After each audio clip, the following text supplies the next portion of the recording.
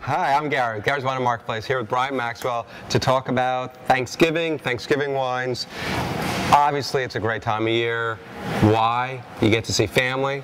Maybe not such a great time of year. Friends. You get to drink great wine. But Carve the turkey, don't Carve the turkey. It's all, Brian, it's all about food.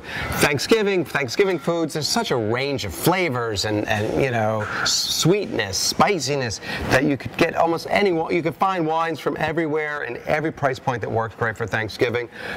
Brian, we have 3 of our picks. While I start to pour, why don't you tell us a little bit about what we picked and why? The first one we chose is a Snowline Pinot Gris. It's out of Oregon. The reason we chose it is, first off, I like the richness of the wine. For some people, Pinot Gris and Pinot Grigio, same grape, just grown in different regions. So what happens in Oregon that makes it different than in Italy? I think it's a little bit richer. Yeah, maybe a tiny bit more acidity to it. Well, you definitely get it in the nose. So you're looking for richness? Yeah, to sort of match up with the turkey. You know, you don't want a really thin wine. You want a kind of full body, but not as full as a Chardonnay.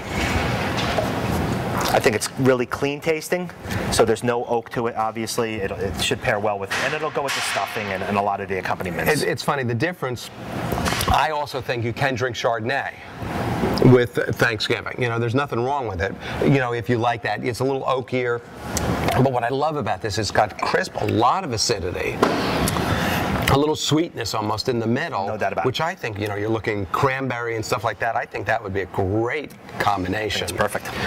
And it lasts a long time. It's a fuller-bodied, richer wine than most Pinot Grigios, but has good extraction, really good flavor. Yeah, I think it comes from the coolness of the region also, where it really helps build the acidity of the grape. I'm going to get us 2 new glasses, and then we'll come into GF Pinot Noir. What is GF? We're going to talk about that, but for this, we're going to just talk about the Pinot Noir. So this is Going Forward Pinot Noir 2007 from the Sonoma Coast. Yeah, so first off, 2007 was a fantastic vintage for Pinot Noir in all of California. We love the Sonoma Coast region. It's vibrant. You know, it's another cool growing region, but it really brings out the true essence of Pinot Noir.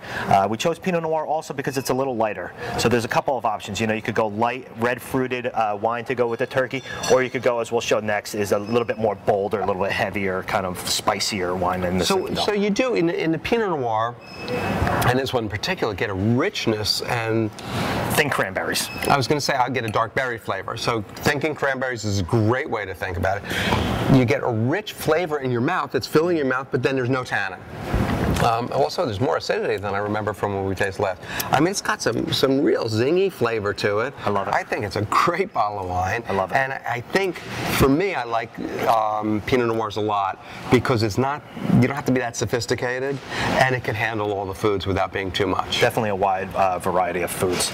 And we'll go on to the next one, which is the St. Francis Pagani Vineyard Zinfandel, which will be a complete different. And that's also fun. I like to mix it up, but the Pagani Zin is now we're kicking it up. You know, it's a big. Thanks, Emerald. Yeah, well, I watch TV. What do you want from me? It's a big spicy. You know, we did the video with St. Francis, and this was one of the wines we did it a while ago. And I tasted it, and I said Thanksgiving on the video. I remember that. I think I do. It's all really old vine, so I mean that comes through in the nose too. I get almost a little chocolatey. You know, I get some spiciness in the nose, dark, rich flavor. You know, and again, it's a great area. Old vines gives it more structure, more richness. So what do you think about it? But not over the top. You know, some Zinfandel is kind of borderline on that port-like. This is definitely not there. It's really intense wine, but yet kind of, you know, elegant.